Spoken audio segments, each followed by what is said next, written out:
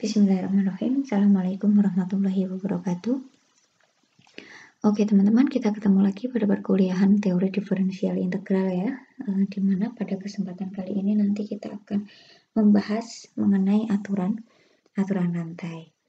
Dimana sebelum masuk ke aturan rantai itu sendiri, kita coba ingat kembali gitu ya, kita flashback atau kita melihat satu kasus di mana di dalamnya itu sebenarnya kita menggunakan aturan rantai.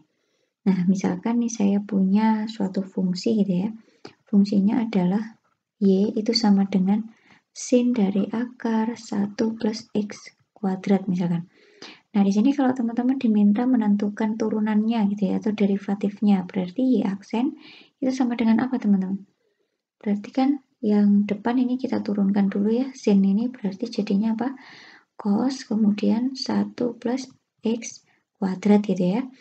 Kemudian di sini kita kalikan, ganti yang belakang ini kita turunkan gitu ya. Sebenarnya kan akar dari 1 plus X kuadrat itu kan tidak lain adalah 1 plus X kuadrat pangkat setengah gitu ya. Berarti tinggal kita turunkan ini kali berapa berarti?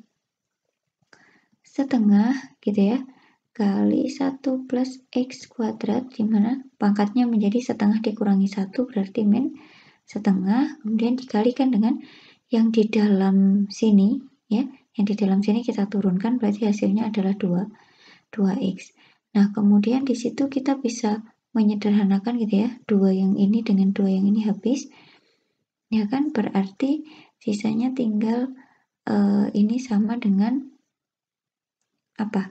Cos akar dari 1 plus X kuadrat, kemudian di sini ada X gitu ya, karena ini pangkatnya min setengah, berarti kan dia sebenarnya bisa kita nyatakan dalam bentuk seperti ini. X per 1, akar dari 1 plus X kuadrat gitu ya.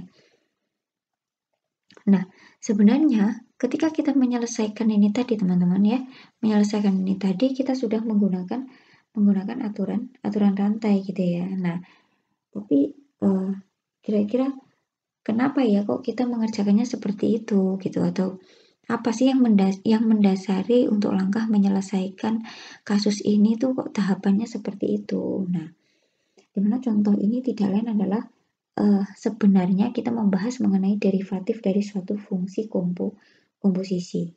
Di mana langkah yang kita lakukan itu sendiri tadi seperti yang sudah saya katakan itu namanya adalah aturan rantai. Di mana aturan rantai itu tidak lain adalah aturan yang digunakan untuk menentukan derivatif dari fungsi komposisi. Nah, berikut ini diberikan teorema gitu ya yang mendasari aturan rantai yang selama ini mungkin sering sekali kita gunakan teman-teman.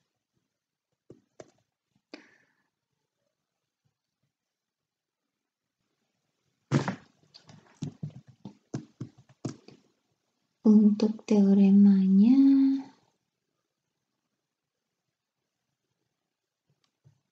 ini ya teman-teman, bisa kita lihat ini adalah teorema yang sebenarnya mendasari aturan rantai yang selama ini sering kita gunakan gitu ya. Jadi di sini misalkan I dan J itu interval pada R, kemudian G itu fungsi dari I ke R, F itu fungsi dari J ke R, di mana fungsi-fungsi itu F, J gitu ya, itu berada di dalam I. Kemudian misalkan J itu titik yang berada di dalam I gitu ya. Jika F itu terdiferensial di J dan G terdiferensial di FJ gitu ya, maka G komposisi F itu terdiferensial di J dengan derivatif dari G komposisi F di J itu sama dengan G aksen dikerjakan pada Fj dikalikan dengan Fj. Nah, jadi kurang lebih seperti itu teorema yang mendasari aturan rantai. Nah, persamaan ini ya, ini saya kasih tanda misalkan persamaan 1 gitu ya. Nah, persamaan 1 ini disebut sebagai aturan rantai gitu ya teman-teman. Jadi tahapan kita tadi sebenarnya mengikuti persamaan 1 ini, yaitu aturan yang digunakan untuk menentukan derivatif komposisi dari dua buah fungsi. Nah, ini sebelumnya mungkin kita bisa menganalogikan gitu ya, kira-kira idenya seperti apa sih untuk pembuktian dari teorema ini. Nah, ini coba kita telusuri gitu ya. Kira-kira kalau kita lihat ide sederhananya nanti seperti apa gitu ya. Nah, di sini misalkan untuk kasus yang X tidak sama dengan C gitu ya, teman-teman. Nah, di sini kita buat bentuk yang seperti ini. G komposisi F dikerjakan pada X, dikurangi G komposisi F dikerjakan pada C, kemudian dibagi dengan X min C, ini kita buat, kita nyatakan dalam bentuk seperti ini, G komposisi F kerjakan pada X, dikurangi G komposisi F kerjakan pada C. Nah, ini saya buat Fx min Fc gitu ya. Dimana yang di sini Fx min Fc dibagi dengan X min C. Nah, ini kan tidak merubah makna ya, tidak merubah makna dari ruas kiri itu sendiri. Nah, di sini untuk F continue gitu ya, karena tadi diketahui F-nya itu continue gitu ya, berarti apa? Untuk X mendekati C gitu ya, berakibat apa? Di sini nanti dia berakibat Fx-nya gitu, Fx-nya nanti dia akan mendekati Fc. Sehingga dengan sendirinya apa? Ketika kita pasang limit gitu ya di ruas kiri dan di ruas kanan, keduanya kita pasang limit, maka nanti pasti langsung akan terbukti persamaan satu ini. Ya. Nah, tapi yang perlu kita perhatikan adalah untuk pendefinisian yang di sini. Ya. Untuk pendefinisian yang di sini.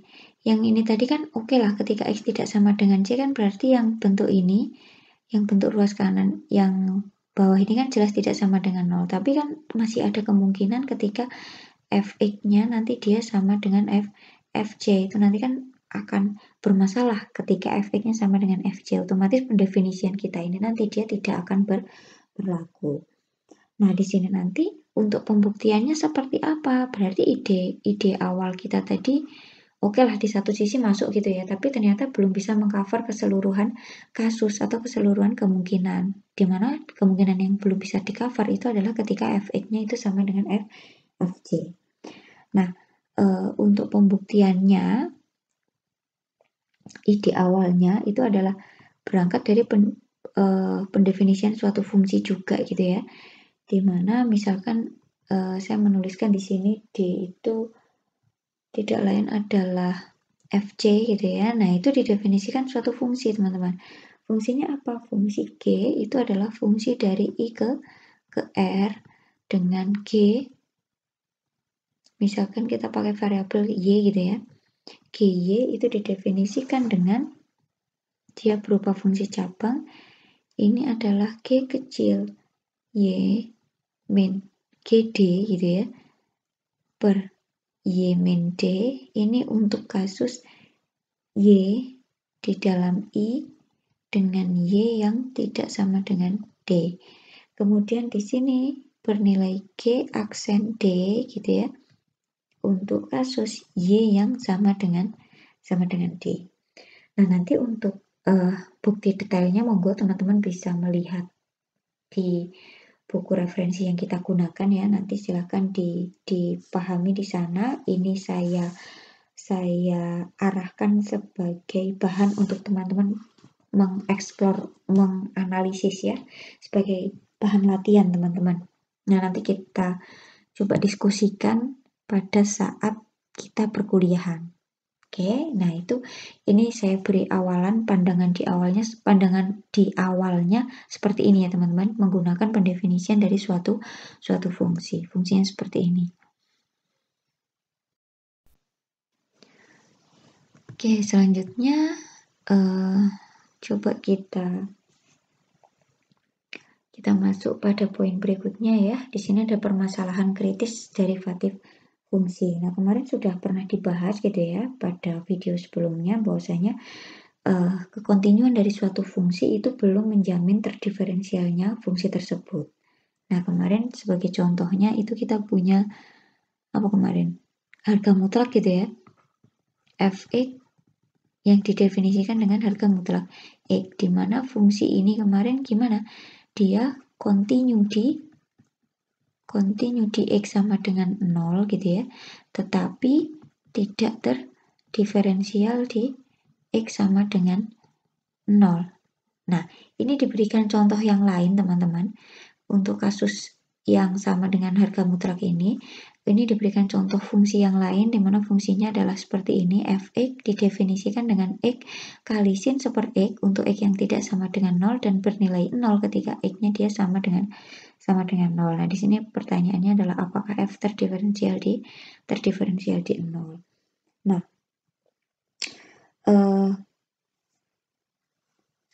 fungsi ini jelas dia kontinu di X sama dengan 0 ya teman-teman. Sekarang kita buktikan apakah dia terdiferensial atau tidak gitu ya. Nah, di sini sama dengan yang kemarin kita pecah kasus gitu ya. Untuk kasus yang pertama ketika X yang tidak sama dengan 0. Berarti kita punya Fx-nya apa? Untuk yang X tidak sama dengan 0. Fx-nya adalah X sin seper X gitu ya. Nah, berarti F aksen X-nya apa? Ya berarti tinggal kita turunkan aja ini kan ya. Berarti X diturunkan jadinya 1 kali sin seper X gitu ya. Kemudian ditambah dengan X-nya yang depan tetap. Kemudian sin seper X diturunkan menjadi di sini cos seper X gitu ya. Kemudian seper X diturunkan berarti apa? Min 1 per X kuadrat gitu ya. Nah, di sini kita lihat X ini bisa kita sederhanakan, X yang di sini, kemudian yang di sini berarti pangkat 2-nya hilang, tinggal pangkat 1. Berarti apa hasilnya? Saya punya sin seper X gitu ya. Ini tadi kali ya teman-teman, jangan lupa. Berarti di sini dikurangi apa? Seper X cos seper X ya. Nah, berarti derivatifnya seperti ini untuk kasus yang X tidak sama dengan 0. Nah, selanjutnya bagaimana untuk yang X sama dengan 0? Nah, kita lihat berarti kita kembali ke definisi dari derivatif. Kita gunakan limitnya. Berarti apa? F aksen 0 gitu ya. Ini tidak lain adalah limit dari siapa? Fx min F0 gitu ya. Dibagi X min 0 untuk X mendekati 0. Nah, di sini berapa? Berarti limit dari karena X mendekati 0, berarti kita gunakan yang atas ya, X sin seper X ini kemudian dikurangi F0 berapa di sini 0 dibagi dengan X min 0 gitu ya. Di sini X mendekati 0. Berarti ini hasilnya berapa? Ini tidak lain adalah limit dari kan X-nya habis ya. Ini sama aja. Tinggal yang depan aja kan ya. Tinggal yang ini aja. Nah, tinggal yang ini berarti sama artinya dengan limit dari sin seper X untuk X mendekati 0. Kenapa? Karena yang di sini X-nya dia bisa disederhanakan antara pembilang dan penyebut. Nah, seperti yang kita tahu bahwasanya limit dari sin seper X untuk X mendekati 0 itu dia tidak ada. Artinya apa? Kalau limitnya tidak ada, berarti F itu dia tidak terdiferensial di X sama dengan 0. Oke, jadi kurang lebih seperti itu, teman-teman. Oke, sekarang kita lanjutkan. Seperti yang kita tahu bahwasanya suatu fungsi yang terdiferensial itu dia pasti kontinu gitu ya. Dimana fungsi yang terdiferensial itu pasti derivatifnya dia ada. Nah, selanjutnya itu muncul lagi pertanyaan gitu ya. Apakah derivatifnya itu nanti dia juga kontinu? Apakah mengikuti dengan fungsi asalnya tadi yang sebelum diturunkan tadi? Nah, ini kita coba lihat contoh kasus di contoh 12.6 ini ya. Diberikan suatu fungsi f(x) yang didefinisikan dengan x kuadrat sin super x untuk x tidak sama dengan 0 dan 0 ketika x-nya dia sama dengan 0. Kita diminta menyelidiki apakah f aksennya ada. Jika nanti f aksennya ada, apakah dia kontinu gitu ya teman-teman. Nah, di sini coba kita buktikan. Untuk yang pertama kita amati untuk kasus yang x tidak sama dengan 0 gitu ya. Berarti di sini saya punya apa? Fx-nya apa? Fx-nya tidak lain adalah x kuadrat sin super x. Berarti f aksen x-nya bagaimana? F aksen x-nya adalah 2x sin super x gitu ya. Ditambah x kuadratnya tetap sin super x, berarti kalau diturunkan cos super x, kemudian di sini min super x kuadrat ya.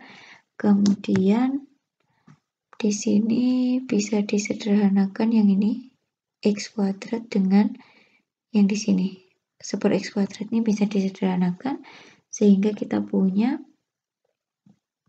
di sini jadinya apa nih? 2x sin super x gitu ya. Kemudian di sini min cos super x berarti ya.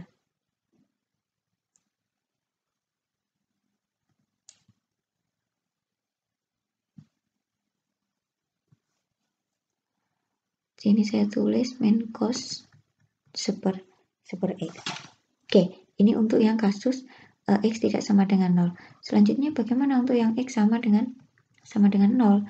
Berarti sama seperti sebelumnya tadi, kita kembalikan lagi ke definisi. Berarti di sini kita pakai limit dari f x min f0 gitu ya, dibagi dengan x min 0 di sini untuk x yang mendekati 0. Berarti gimana? Di sini limit saya tulis saja dulu di sini.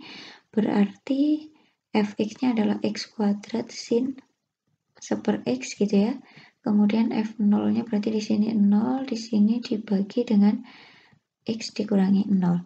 Berarti saya punya itu nilainya adalah limit dari x kuadrat sin kuadratnya hilang ya teman-teman ya.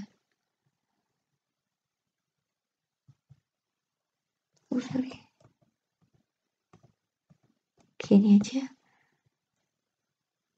Saya ulangi, berarti di sini kalau di sini saya tulisin x kuadrat sin super x, di sini berarti per x, di sini x mendekati 0, di mana ini tidak lain adalah limit dari x sin super x gitu ya. Untuk x mendekati 0 dia nilainya adalah 0.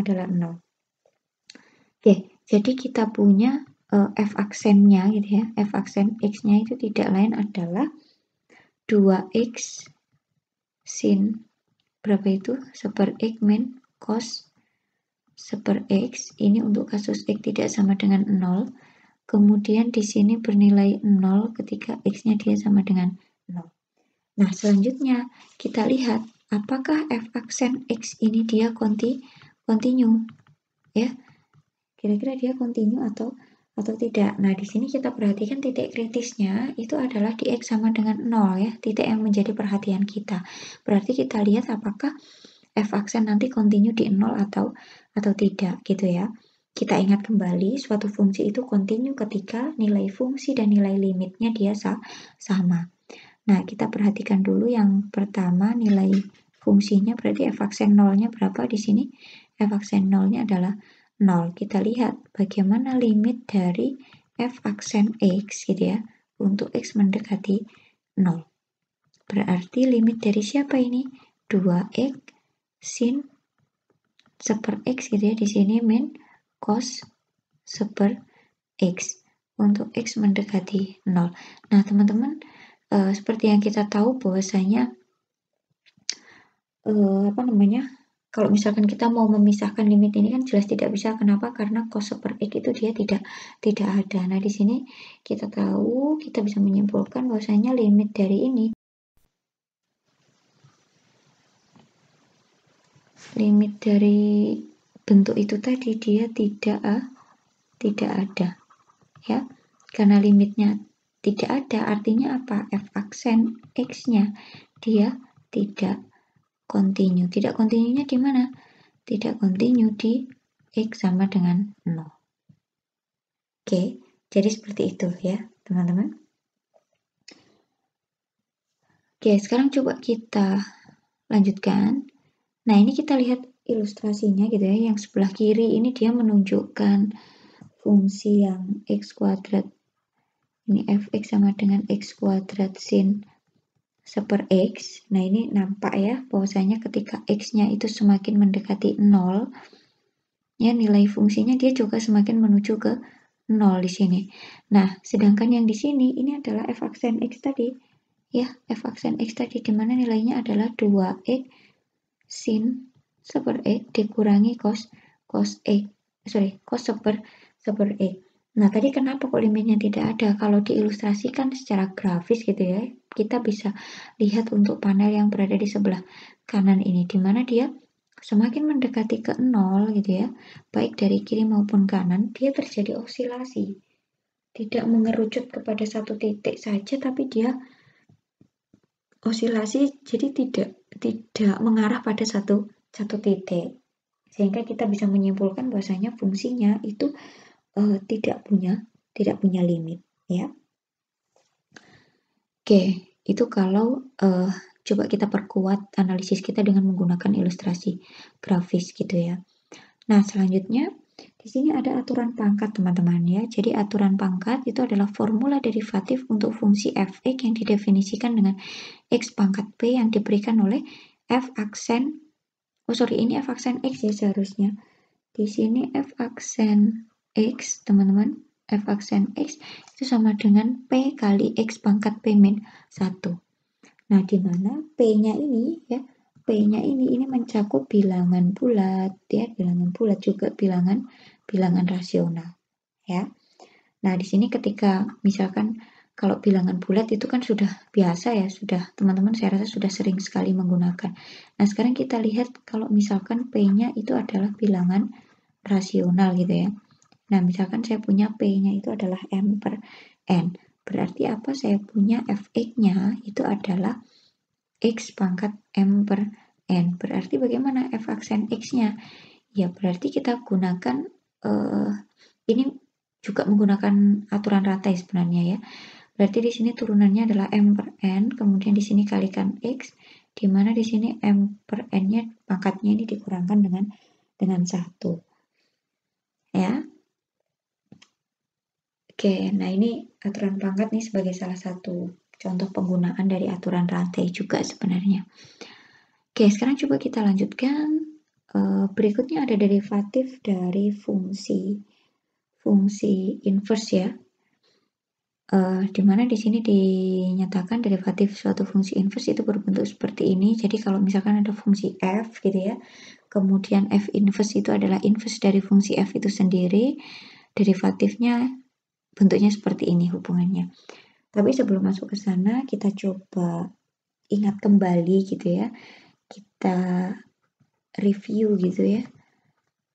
Nah, bahwasanya ketika saya punya fungsi f gitu, fungsi f itu misalkan fungsi dari i ke J gitu ya, itu dikatakan punya inverse atau invertible biasanya dulu, mungkin istilahnya gitu ya. Punya inverse jika apa? Jika terdapat suatu fungsi gitu ya, fungsi di mana fungsi itu dari J ke I sehingga memenuhi kondisi apa? Ketika saya punya FA itu sama dengan B, berarti apa? Fungsi G ini memenuhi GB sama dengan A. Nah, selanjutnya G ini disebut inverse fungsi F. Ya. Ini adalah inverse fungsi F. Atau bisa dinotasikan dengan G itu sebagai F pangkat min 1. Seperti ini. Ya.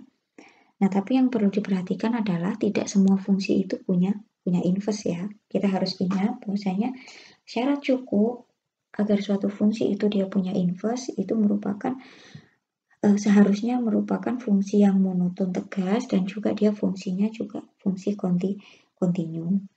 Nah, bagian ini nanti ya, kita akan membahas hubungan antara derivatif fungsi dengan derivatif inverse-nya. Jadi, misal nih, misal saya punya f itu dia terdiferensial di x0 di dalam i gitu ya, misalkan seperti itu. Nah, nanti kita akan menyelidiki apakah G gitu ya, G itu nanti dia akan terdiferensial di fx0 itu. Fx0 itu sendiri, kita misalkan aja fx0 itu adalah z0 gitu aja buat membedakan. Oke, nah karena f dan g itu saling inverse gitu ya, karena tadi g inverse dari f, otomatis f itu juga inverse dari g ya. Karena f dan g itu saling inverse, maka berlaku apa? F dikerjakan pada gx gitu ya, itu nanti dia akan sama dengan x untuk setiap x elemen dari j ya. Diingat f-nya tadi fungsi dari i ke j, g-nya itu fungsi dari j ke i. Nah, berlaku seperti ini. F dikerjakan pada gx itu akan sama dengan x untuk setiap x elemen j. Begitu juga kondisi sebaliknya, g dikerjakan pada fx gitu ya, itu akan sama dengan x untuk setiap x anggota dari i. Oke. Nah, selanjutnya dari persamaan yang ini saya kasih tanda bintang gitu ya. Persamaan bintang ini coba kita turunkan kedua ruasnya terhadap x ya. Berarti yang ruas kiri ini kita bisa manfaatkan aturan rantai tadi ya. Berarti turunannya adalah g aksen fx gitu ya, dikalikan dengan f aksen x. Sedangkan ruas kanan x diturunkan terhadap x nilainya adalah 1. Berarti dari sini saya punya g aksen fx gitu ya, itu tidak lain adalah 1/f aksen x. Nah, di sini agar g itu terdiferensial gitu ya, terdiferensial di z0, di mana z0 tadi apa ini? Atau saya tulis lagi di sini fx0 gitu ya. Haruslah apa? Diperhatikan ini ya, ruas kanan ini kan bentuknya pembagian ya, berarti kan tidak boleh 0 nanti. Haruslah f aksen x0-nya gitu ya. F aksen x0 itu dia tidak sama dengan 0 agar bentuk ini dia terdefinisi. Nah, di sini misalkan saya mengambil y itu sebagai fx gitu ya. Y itu sebagai fx. Berarti apa? Kalau saya tanya y itu tidak lain adalah x itu tidak lain adalah f inverse y gitu ya. Kemudian ini saya misalkan g itu adalah f inverse gitu ya, maka berlaku apa? Berlaku, kita lihat lagi yang ini tadi, kita berangkat dari sini. Karena G tadi F inverse berarti G aksen ya, berarti di sini F inverse, kemudian aksen, kemudian ini tadi kan Fx ya, sementara Fx tadi dimisalkan dengan Y, berarti di sini F inverse aksen Y itu sama dengan 1/, di sini F aksen, di sini F inverse Y. Ya. Nah, ini bisa kita perumum menjadi F inverse aksen di sini X gitu ya, sama dengan 1/F aksen di sini F inverse X. Nah, jadi hubungannya seperti ini. Kenapa kok bisa diperoleh bentuk seperti ini tadi? Oke, sekarang kita lihat contohnya.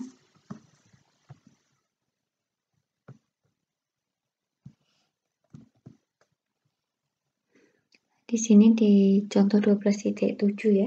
Ini misalkan N itu bilangan asli, kemudian I itu adalah interval dari 0 sampai tak hingga, kemudian misalkan fx-nya sama dengan x pangkat N. Kita diminta menentukan formula untuk derivatif inverse fungsi f. Nah, coba kita perhatikan, di sini coba saya tulis gitu ya, karena X pangkat N itu merupakan fungsi yang monoton tegas gitu ya. Dia kan naik terus ya nilainya, monoton tegas, kemudian dia juga continue gitu ya. Dia juga continue, maka nah kita bisa pakai aturan tadi yang sebelumnya tadi. Maka F dia punya inverse. F-nya siapa? Ini saya tulis lengkap aja. Fx sama dengan X pangkat N.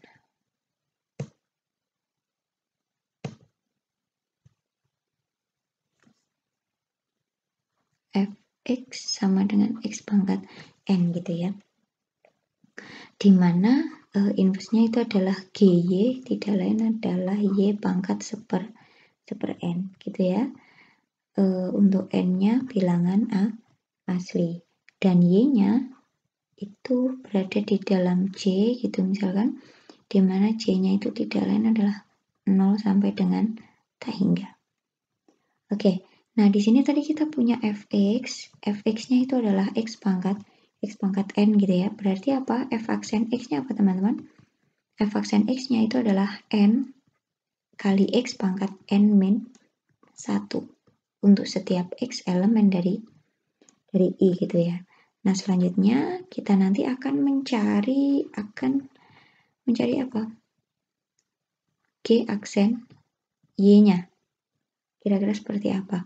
Nah kita manfaatkan yang formula yang di depan tadi, G aksen Y itu tidak lain adalah 1 per di sini F aksen, di sini GY ya.